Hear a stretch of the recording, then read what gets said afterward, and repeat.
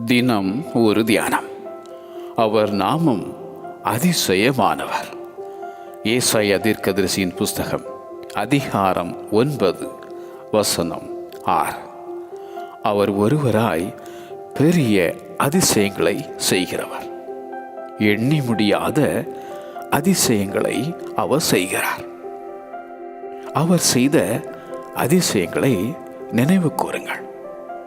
அவருடைய அதிசயங்களை தியானித்து பேசுங்கள் என பாடும் தாவீது.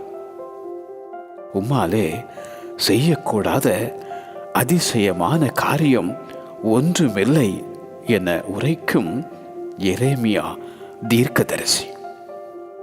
வானத்திலும் பூமியிலும் இரத்தம், அக்கினி, புகை ஸ்தம்பங்களாகிய அதிசயங்களை காட்டும் அந்த கர்த்தர். அதிசயங்கள் செய்கிறவர் உன் அருகிலும் இருக்கிறார். உன் வாழ்விலும் அதிசயம் செய்யும் அந்த அதிசய தேவன். அவர் நாமம் அதிசயமானவர்.